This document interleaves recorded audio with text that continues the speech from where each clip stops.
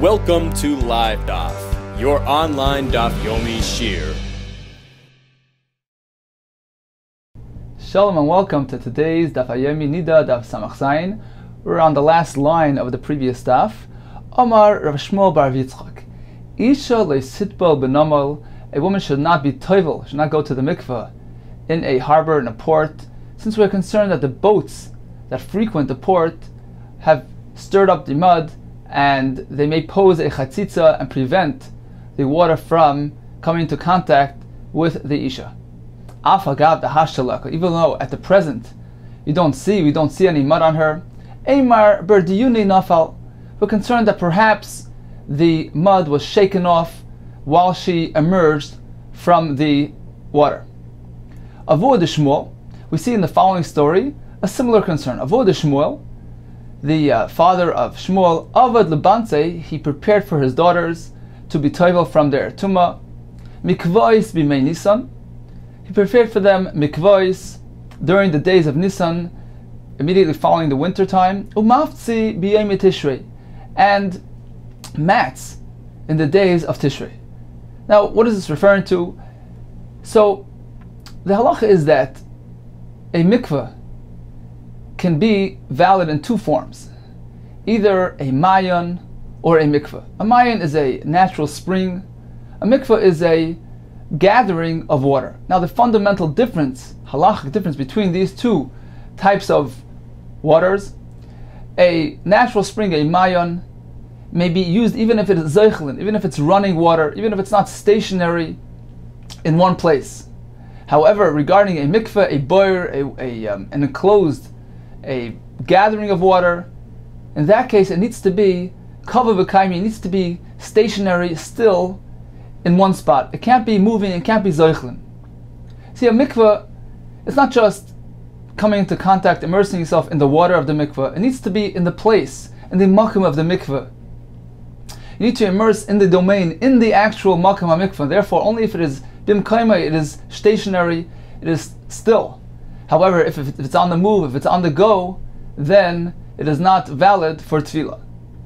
However, regarding a mayan, a natural spring of water, in that case, it is kasha even if it's flowing. That is its natural state, it's flowing. It's flowing, as the pasuk says, Kol ha'naharos holchan al hayam, all the waters channel, they flow towards the ocean. That is the Seder Habriya, that is the natural phenomenon for all the streams in the world. Therefore, that is still considered mekayma, that is you are being toivel in the stream even if it's moving along. So that is the fundamental difference between a mayan and a mikveh. Now regarding a river, which is fed by natural springs, so that depends at what point of the year we're speaking about. If it is Yomei Nisan, it is after a long rain period of the winter, or it is Yomei Tishrei, which is after a dry summer. So the Gemara explains to us that Avod Shmuel, he used to prepare a mikveh for his daughters to be used during the Yomei Nisan. He did not allow them to be toivel in the Mayan, in the dinar, in the river. However, b'yomei Tishrei, he would allow them to use the nar, but he would prepare mats for them to avoid coming into contact with the riverbed, which may be muddy and pose a problem of chatzitza. Now, what is the difference between Tishrei and Nisan? Very simple. During the Yomei Nisan, which is after the full winter and the rain periods, at that point, the level of the river is swollen. It's above normal. And it is full of, it contains a lot of the rainwater, which was channeled to it throughout the winter. In that case, the river is not necessarily considered to be a mayan, even though it is fed by natural spring water. However, since it filled up, it swelled as a result of the influx of the megashamim, of the rainwater. Now the megashamim are not mayan, they're not spring water. Megashamim can only be matar, can only be used if they're gathered in one place and not moving along. So therefore, a river which contains, we're concerned that at that point, after the winter, it contains a majority of megashamim. Most of the river consists of megashamim. Therefore, the river cannot be used as a mikveh since it is moving along. It is on the go, it is on the move, it is zeichelin.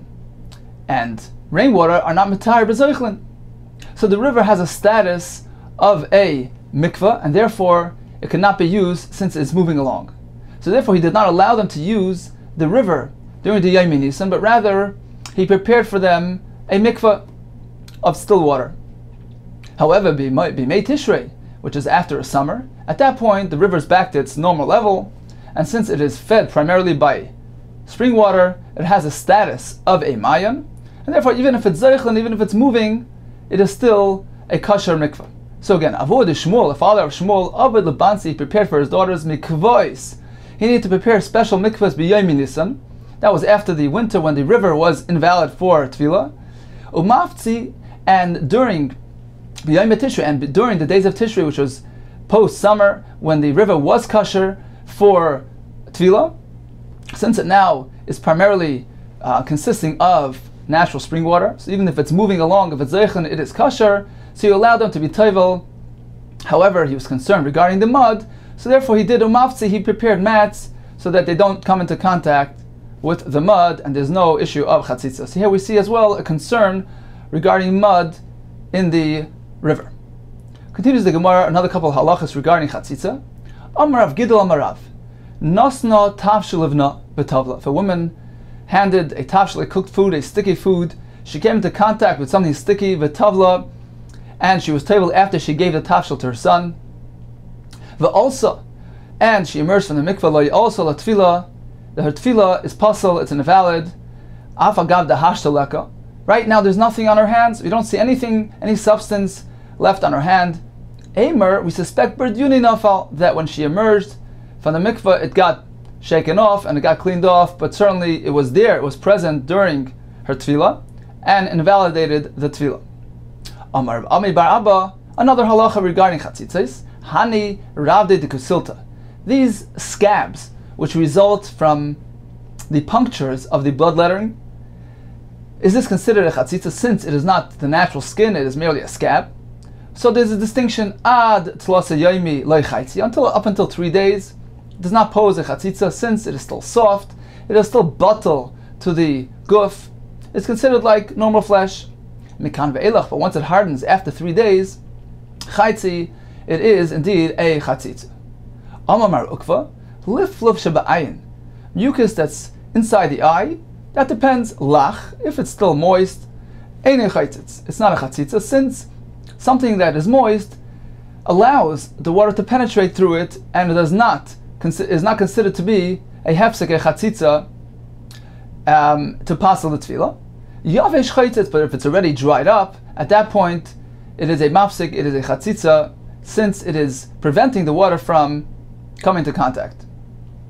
At what point does it have the status of a yavesh?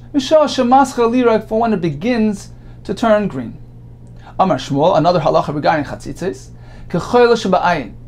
they used to use some blue powder for cosmetic purposes, so they used to put it inside the eye, sometimes outside the eye. So if it's inside the eye, if she puts the kechol inside the eye, at that point, it is not a chatzitza, since the moisture within the eye moisturizes this powder and liquefies it. And as we spoke earlier, liquid does not pose a chatzitza since it allows the water to penetrate through it, does not prevent contact. However, if she put the kechol on the outside of the eye, at that point, chaitzitz, because the powder is a mafsik, it's dry, and therefore it prevents the water from reaching and is a chatzitza. However, im hayu eineo perchais, if she blinks, and she blinks a lot, and therefore the blinking action, what it does is it loosens the powder, or removes the powder, and only leaves just a little bit of a insignificant amount, some really thin film of this powder. So in that case, since it's so insignificant, afilu al gabia ayin, even if the kechayla is outside, on top of the eye, on the outside, since there's not much left there. Rabbi Yechon, another halacha regarding chatzitzos, if she, while she's tovel, she opens her eyes very wide, and that causes a fold to form on the top of the eyelid. If she closes her eyes very tight, and that forms a fold on the bottom of the eyelids. So again, it's preventing the water from reaching where it should be reaching. Like also la tefillah, her tefillah is pasul. Continues the Gemara. Amar Reish Lakish, ha'isha lo sitboil elak derech deilasa. An isha should be toivel derech deilasa, in the usual manner in which she stands and conducts her business. Meaning, she should not cling her arms to her guf, to her body tightly. She should not put her feet together very tightly. At the same time, there's no need for her to extend her hands unnecessarily or extend her feet apart unnecessarily. But rather, she should stand and be toivel in the usual manner, in the way she walks and she conducts her usual activities. Meaning, just loose, not tight, nor exceptionally extended. Kidisnan, as we have learned a similar halacha in the following Mishnah, regarding a nega. If a man has a nega, he needs to show it to the kohen, and the kohen determines whether it's a nega tar or nega tameh. Now the halacha is, the pasuk says, l'chol marei eini hakohen. The kohen needs to have open access. It has to be visible. The nega has to be visible to the marei eini hakohen, to the vision of the kohen. And this comes to exclude lafuke beis hastorim. If the nega is found in a concealed area, it is not considered a nega, and the person remains tahor. Now, what is an example of beis hastorim? The armpit, or between the legs in a hidden area, beis ha'erva. So, how do we determine what is inside the beis hastorim and what is considered outside the beis hastorim? What is the borderline between the two areas? Says the Mishnah, we look at the person, we examine the person as he stands, as he positions himself in a manner in which he conducts himself, in which he does his usual activities. For example, says the Mishnah, you need to take a person and position him in a way that he is plowing, he is oider. And this is concerning a nega which is found in the armpit. So when he is being oider, when he is plowing, he's extending his hand just a little bit, not too much and not too little. And this is a determination of what is considered the beis hastorim and what is not. If you see it while he is being oider, then that is evidently not in the beis hastorim. If it is hidden, then indeed it is considered the beis hastorim. Umaisek zeisim, and if you find a nega, if a nega is present between the legs in the beis ha'erva area, then we look at him, we position him in a way that he stands when he is moisek zeisim, when he is gathering olives from the floor, that he bends down a bit and spreads his legs a bit, and that is a determination for what is considered concealed and what is considered revealed. By an isha, however, we do it a bit differently. Isha niris kaireges, we view her as she is weaving, and that is regarding a nega which is found in the armpit area. So when she's weaving, since she lifts her hands a bit, that is a true determination of what is considered concealed and what is revealed. And when she is nursing a child, where she bends over a bit, and that would be a siman regarding a nega found between the legs. Says the Gemara, Amar Rabba bar Rav Huna, Nima, a hair which is knotted, Nima achas, a single hair which is knotted, Kishura, Chaytzetzes, a single hair which is knotted is a chatzitza, since one hair which is knotted into itself prevents the water from reaching that area inside the knot, and is considered to be a chatzitza. Shalish, if you have three hairs that are knotted together, they do not pose a chatzitza, since hair are stiff, and even if they are tied together, it is not tight enough to disallow water to penetrate in between them. So one is a chatzitza, three together does not get tight enough to pose a chatzitza. Shtayim, any idea, what about if it's in between? It's not one, it's not three, it's two. I'm uncertain, I have a suffix, not sure whether this is a chatzitza or not. We only know that one hair that is knotted is considered a chatzitza, but past one is not a chatzitza, whether it's two or whether it's three. So in conclusion, we had a list of chatzitza concerns. Number one, not being toivel in the nahar for fear of the mud that's present there. We had the halacha of an isha who should not come into contact with tafsha, with the cooked food. She should not feed her son, and even if you don't find the remnants of this tafshil after tefillah, they're still concerned that perhaps it was there and it came off during the tefillah, on the way out of the tefillah. We have the next halacha regarding the scab. Depends whether it's within 3 days or after 3 days, when it is considered to be batal, considered to be part of the skin if it's still soft, but once it dries up, it is not considered to be part of the skin and it is a chatzitza. We have the halacha regarding mucus inside the eye. Depends if it's lach, depends if it's yavesh. We have the halacha of the k'chil, of the cosmetic powder. We have the halacha of taking care not to open the eyes too wide or shut them too tight, but rather keep it loose, keep it just plain, and avoid chatzitza. The next halacha regarding what is the correct position of tefillah, it is the usual manner of walking and conducting business, and we had a support from the halacha, a similar halacha regarding Niddah. Finally, we had halacha regarding a chatzitza due to a knotted hair.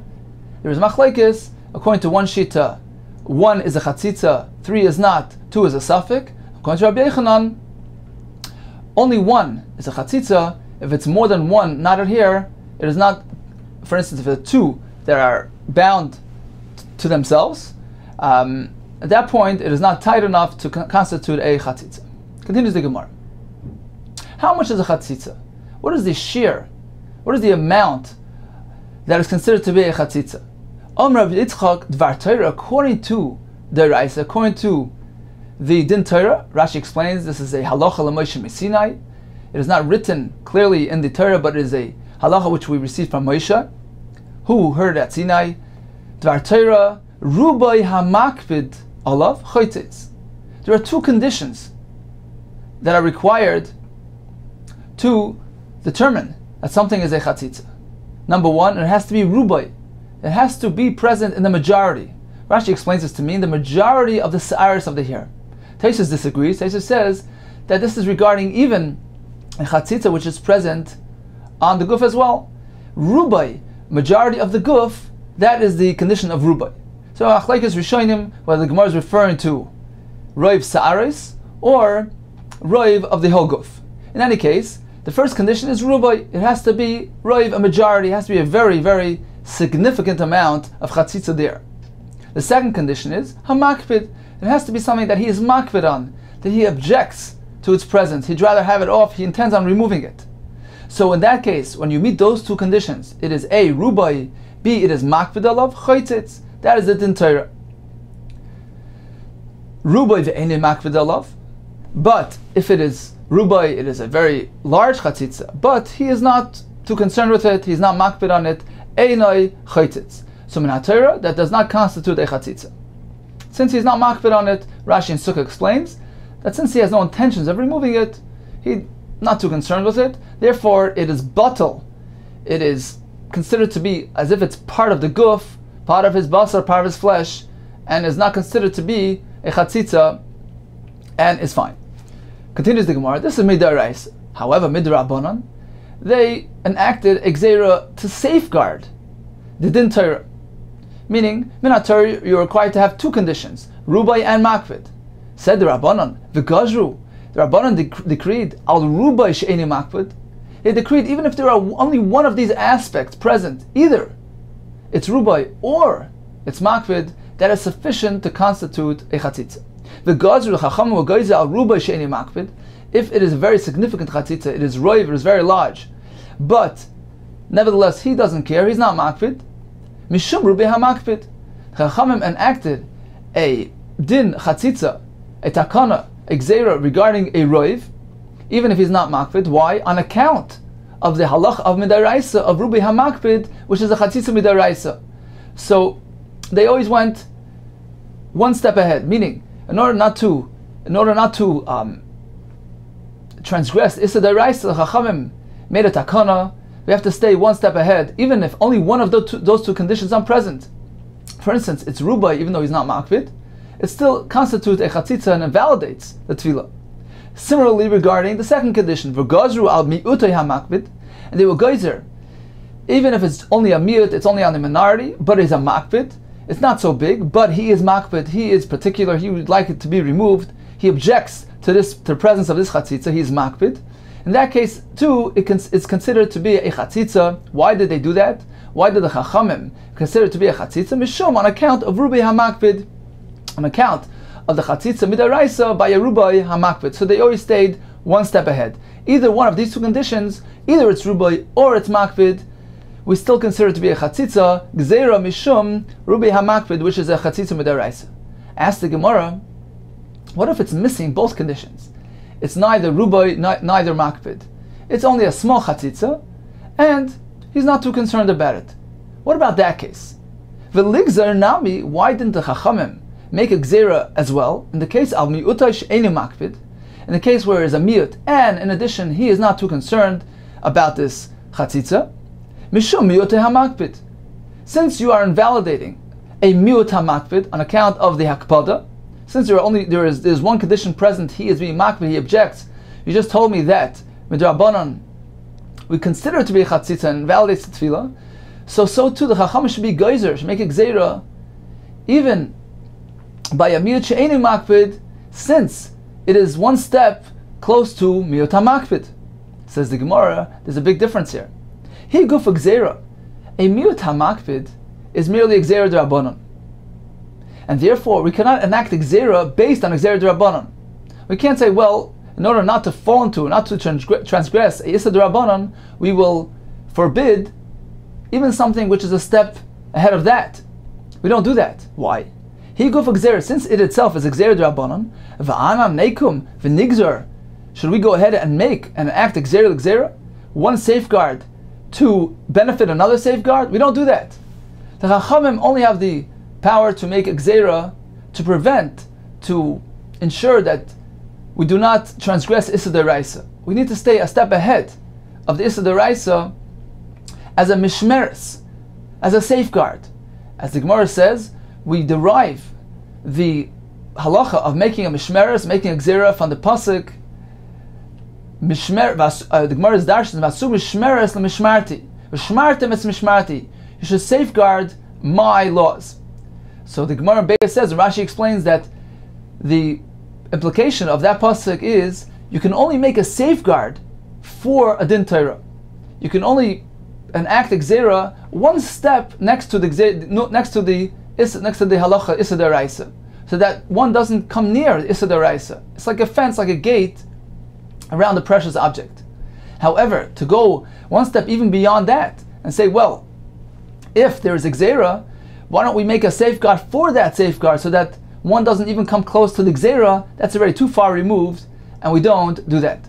So in summary, min ha-Torah, what constitutes a chatzitza? If it meets two conditions: A, it is rubai, it is a very large chatzitza, which covers a majority, and in addition it is makpid, he is concerned with this chatzitza, he objects to it, he'd like to remove it. So it's interesting that the first condition is denoting the significance of the actual chatzitza.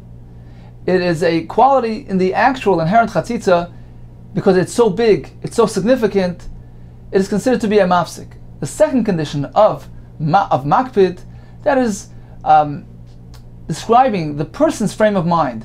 It is a chatzitza, it constitutes a halachic status of a chatzitza on account of the person's hakpada, the gavar's hakpada, and therefore both components together, they join to give this thing a din chatzitza. This is midiraisa. Midrabanan, however, Chachamim enacted a safeguard, and they disallowed even when one of these conditions are present. Either it's rubai or it's makpid. However, when both are absent, it is neither rubai nor is makpid, then even midrabanan it is not a chatzitza. Now there's a question asked on this Gemara, since nowadays we're makpid, we take great care to remove any chatzitzas, even a tiny chatzitza which is only miut, and even if the person is not makpid, does not have any intentions of removing it. Says Ramah, we need to remove that as well, so that we don't confuse things and we don't come anywhere near the true chatzitzas. Ask the Taz, what about gzeira l'gzeira? The Gemara here states explicitly that Chacham did not forbid such a minor chatzitza, since it is a gzeira l'gzeira. Says the Taz, when the Gemara speaks about gzeira l'gzeira, that is that the Chachamim didn't invalidate a tefillah when performed in such a manner. They didn't passel a tefillah with a chatzitza of a miut she'enei makpid, just as they did regarding a chatzitza where one of those two conditions were present, whether it was rubai or miutai. In that case, the actual tefillah was passel on account of the gzera. But Chacham will not passel a tefillah in a case of a miutai she'enei makpid. That's too far removed from the true chatzitza, the original chatzitza midaraisa. What the Ramah is speaking about is something entirely different. The Ramah is speaking about lechatchila. It is preferable, it is better, it is advised for a person to remove anything from his guf prior to tefillah. However, b'di eved, certainly if he didn't do so, and there was something present which was just insignificant, it was a miut she'enei makpid, certainly the tefillah is kosher. Continues the Gemara. Amar Rav, Niddah bizmana, a Niddah, in her prescribed period of tefillah, we know that a Niddah who sees dam, she is tummy for 7 days, and is toivel on the night following the full 7 days. She needs to wait for the complete 7 days. We learn from the pasuk Tia b'nidasa. She is considered to be a state of a niddah. Kol zayin, the full 7. She needs to wait until nightfall. So if she's being toivel bizmana at the completion of the 7 days, ain't tevelas ela b'layla. She needs to be toivel at night. She needs to wait for nightfall. Shalei bizmana. However, if it's already past the time, say it's already the 8th or the 9th day, there is no stipulation for her to be toivel dafka specifically at night. Toivelas bein v'yayim bein malayla, she can be toivel by day or at night, since it's already past the full 7 days. There is no halacha stipulating that she needs to be toivel specifically at night. The point is just she needs to wait for the completion of the full 7 days. But if it's already the 8th or the 9th day, she can be toivel even by yom. Rabbi Yochanan Amar, true. Technically speaking, theoretically speaking, she can be toivel by day, once it's already the 8th or the 9th day. But there's another additional concern. Even if it's already past the time, if it's already the 8th or the 9th day, we don't allow it to be toivel only at night. Why? So that her daughter should not follow her in her footsteps. Meaning her daughter will notice that her mother is going to the mikvah by day. She will not differentiate between the 7th, the 8th, or the 9th day. She will think in her mind, it's probably the 7th day, and she's being toivel by day. So we see that's permissible. And when it comes her turn to be toivel, she may go be toivel by day, which will be the 7th day. And that is not permitted. So therefore, out of concern for this development of this rach vita, of her daughter confusing things and transgressing the halachas, we disallow the tefillah b'yom, regardless of if it's the 7th day, the 8th day, or the 9th day. Says the Gemara, even Rav reversed his decision, his halacha. Niddah bein bezmana, bein mishlei bezmana, ein teveles ela balayla. Why? Mishum srach bita. So we see that Rav agrees to Rabbi Yochanan's halacha that a woman, a Niddah, should never be toivel by day on account of srach bita, as to not to confuse her daughter. Continues the Gemara. This is only a lechatchila. There are some circumstances in which we have to allow an isha to be toivel during the daytime, provided that it's already past the full 7 days. For instance, Askin Rav Idi ben Narash, Rav Idi, enacted in the town of Narash, lemitbel b'yoyma de timnaya, to be toivel during the day of the 8th day, mishum arivasa, because there were lions prowling at night, and in order to prevent the woman from being exposed to danger, he allowed them to be toivel by day. This was an exceptional circumstance. Papunya as well, in the town of Papunya, Mishum Ganvi enacted this leniency because of the Ganovim who were present at night, the thieves that prowled the streets at night. Rav Yehuda did the same thing in Pumpadisa, Mishum Tzina, because of the extreme cold. Rava b'Machayza, in the town of Machayza, he paskened the similar halacha Mishum Avaloi, because of the gatekeepers who were goyim and did not want to expose the nashim to these negative elements. Continues the Gemara. Let's take a look. Let's see.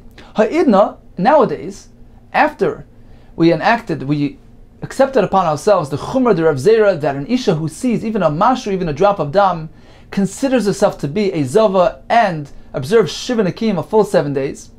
Now we know that, unlike a niddah who needs to wait until nightfall of the 7th day, a zava, on the other hand, in her case, she can be toivel, even be a mama, even during the seventh day, even during the day. She doesn't need to wait for nightfall. As soon as she observes part of the seventh day b'tahara, we apply the halacha of miktzas hayom kekuloi. Consider part of the day to have the same significance as a full day. She can already be toivel. Now there's one condition here. After she's toivel, she needs to monitor her situation. If she remains clean until the end of the day, fine. Otherwise, if she for some reason would see more dam after the tefillah, that forfeits, that invalidates retroactively her tefillah. So technically speaking, she can be toivel anytime during the seventh day, provided that she stays tar throughout the rest of the day. Says the Gemara, Michti ha'idna, nowadays, kulu safek zaves shavin rabbanan. The Rabbanan have applied the most stringent guideline to our women. We consider them to be safek zaves. Perhaps they are bimei zivasam, perhaps they have a status of ziva, and therefore they have to observe shiva nekiyim regardless of how many times she saw, how much she saw, and she is sefer shiva nekiyim. And at the completion of the shiva nekiyim, she is toivel. Said Rav Papa, why can't they be toivel b'yayim? Why are they restricted to tfilas laila? If she would really be a niddah, she sees dam Sunday, and she has a status of a niddah, then true, she has to wait until 7 days until Matzah Shabbos to be toivel. But in our case, where she's waiting for the dam to stop flowing, and then only afterwards she's observing 7 days as a zava would. Why can't she have the leniency of a zava and be toivel by day of the seventh day? Let her be toivel during the middle of the seventh day. Says the Gemara, Mishum de Rab Shimon, there's a problem, there's Gzeir de Rabbanon, the Sanya Achar Titter. The pasuk says that an isha who's a zava, she observes shiva nekiyim, afterwards she is toivel, she is tar. So we darshan achar lekul, and the pasuk achar is implying that it needs to be after the full 7 clean days. There can't be any dam anywhere in the middle. If she sees any dam within the 7 days, that invalidates, that cancels out the whole the days that she had already counted up until then. She needs to count it all over again. There shouldn't be any tuma interrupting the 7 days. There has to be a 7 consecutive Yimei Tahara. Reb Shimon Omer, we learn another thing from here. Achar titar, afterwards she is tar. What does achar mean? Achar maisa titar. After she did an action, even she only was safer, she observed only part of the day, she did somewhat of a maisa, of an action, titar, she's already tar because part of the 7th day is considered like a whole day. Miktas hayayim kekulay. So technically, she could be toivel right now, right in the morning. Chacham stipulated, also last gain, don't do it. Shema tovei de safek. Since there is a doubt here, there is an uncertainty as to what the rest of the day will bring. Perhaps there will be a negative development after she's toivel, she will see dam again.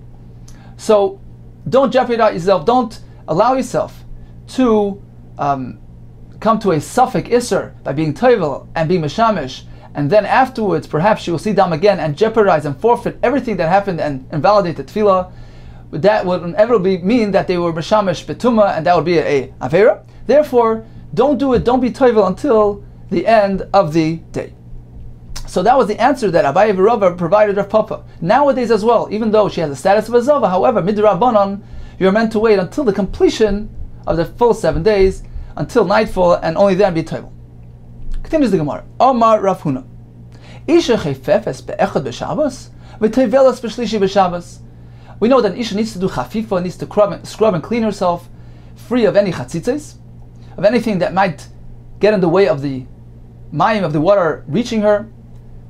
Now, l'chatchila, it is preferred to be chayfef in the afternoon, immediately prior to tefillah samuch, l'chafifa tefillah, to ensure that no chatzitzes surface between the chafifa and the tefillah. Says Rav Huna, a great chiddush. An isha can be chayfef on Sunday afternoon, although she's only intending to be toivel b'shlishi b'Shabbos on Tuesday. Here it means Monday night, beginning of Tuesday, even though there is a day in between the chafifa and the tefillah. Why is that allowed? Because we find elsewhere that an isha is allowed to do that. She's allowed to allow a day to elapse between the chafifa and the tefillah. We're not concerned about chatzitzes. See, here too, she's allowed to do it, and there's no concern of chatzitza. Shekain, since we find a similar halacha where isha chayfeves b'erev Shabbos, v'tavelas motzei Shabbos. If an isha is toivel on motzei Shabbos, in that case she cannot be chayfef by day, immediately prior to the tefillah, since it is Shabbos, and being chayfef, scrubbing the hair would detach some hair, and that would be a malacha of geizes. So in that case, there is no possibility, there's no afsharas to be chayfef samach tefillah. She needs to be chayfef way back on Erev Shabbos. So we see that's allowed, just like she's allowed to be chayfef on Erev Shabbos and be tevel on Matzah Shabbos, even though there is a full day in between. Similarly, b'moisa chayla on a weekday, an ordinary tefillah, an isha can do that as well. She can be chayfef today, although she's only being tevel a day later. Similarly, isha chayfefes be'echad b'Shabbos, v'teveles b'shlishi b'Shabbos. She can even be tevel on Sunday afternoon, even though b'Revi'ah Shabbos, even though she's only being tevel on Wednesday, meaning Tuesday night, even though there's a full 2-day gap in between the chafifa and the tefillah. Why? Why is that allowed? Shakein isha chayfeves be'erev Shabbos v'teveles motzei yontif shechalias achar Shabbos. In the case where yontif falls out on Matzah Shabbos, in that case there's a similar concern. She cannot be chayfef during the day on yontif because of malacha. She has to be chayfef back on erev Shabbos, although it's a full 2 days in between the chafifa and tefillah. So similarly, an isha can be chayfef even during the weekday with such a configuration of chafifa today, although she's only being tevel 2 days later. The third chiddush is isha chayfefes be'echad b'Shabbos and teveles b'chamishi b'Shabbos. This is already a very big time gap.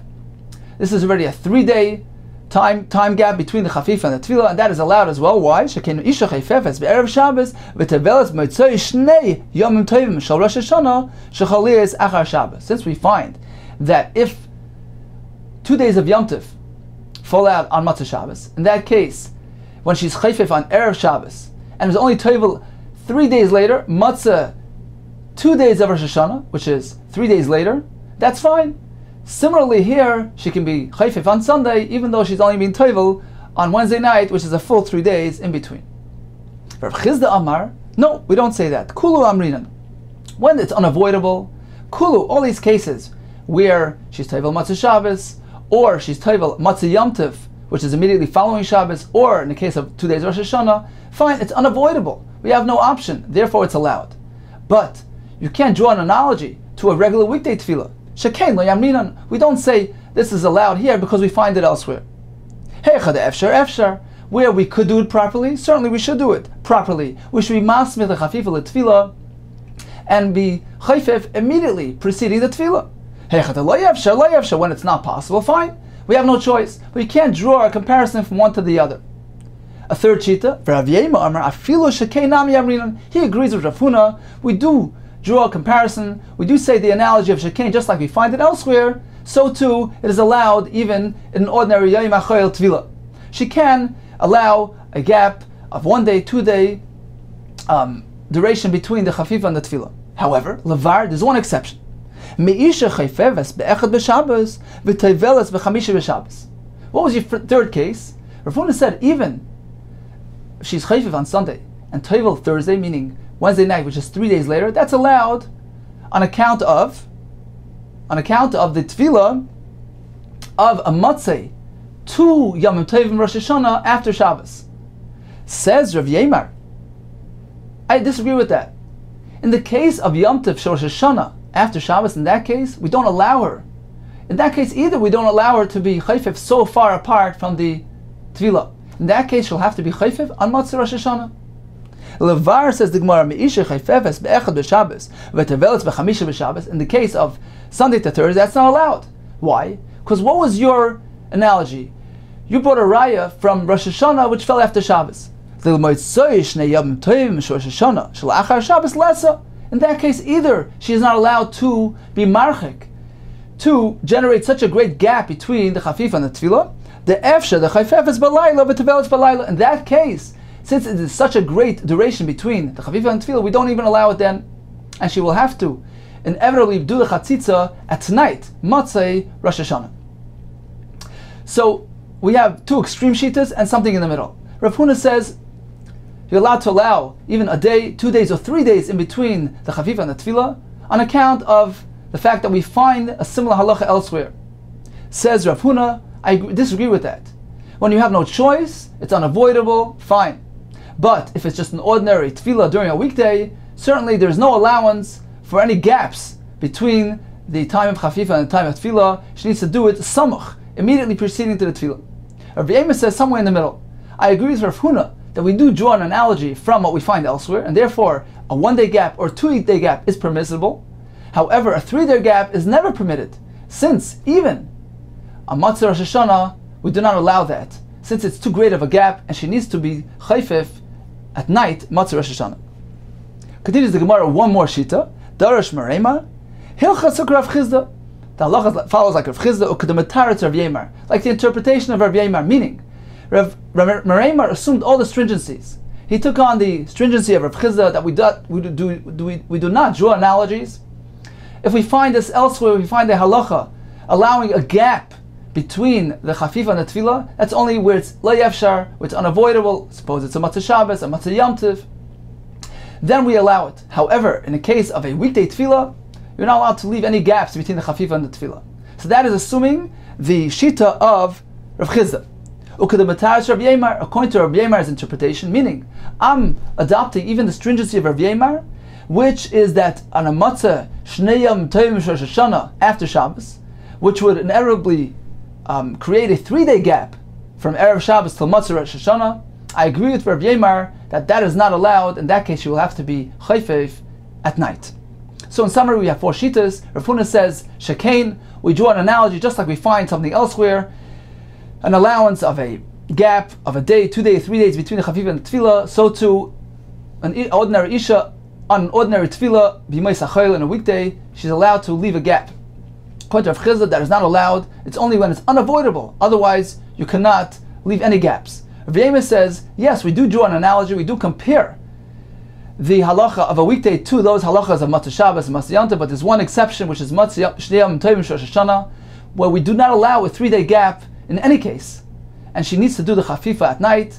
The false shita is Mereimar, who adopted everybody's stringencies. He adopted the shita of Rav Chizda, that an ordinary weekday tefillah does not allow for any gaps. In addition, he adopted the chumrah of Rav Yemar, that even when it's unavoidable, it's seemingly unavoidable, it's a Shabbos with 2 Rosh Hashanahs, we do not allow a harchak of chafifa from the tefillah, and she needs to do a chafifa on Matzah Rosh Hashanah. Says the Gemara, they asked the question, Isha ma'u shetachav balayla v'titvel balayla. It's preferred for an Isha, of course, to be chayfef by day. Rashi explains so that she shouldn't be rushed and she should clean herself properly. Therefore, we prefer that she does the chafifa, the cleaning process, by day and is only toivel at night. But however, if that for some reason is not practical, can she be chayfef balayla?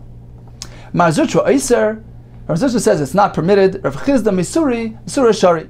He says it's okay. Amalei Rav Adel Rav China Misura.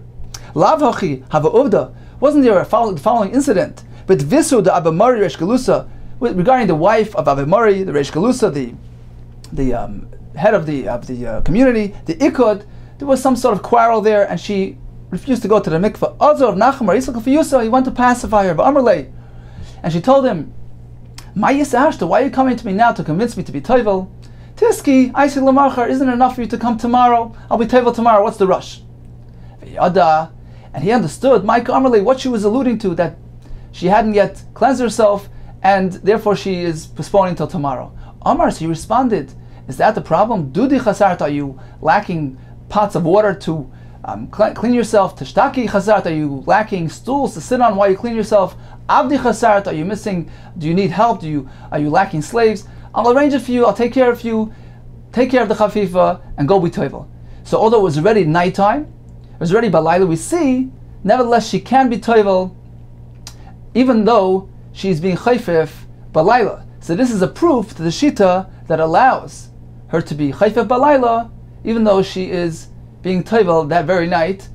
And as Taisus explains, it seems to be only a b'diavad. However, the preferred method is, the Rashi explains it over here, that since there is a chashash, there's a concern of memaheres, of muhuma lebesa, that she will be rushed, therefore the preferred method is, of course, to do the chafifa in a relaxed manner during the day preceding the tefillah of the night.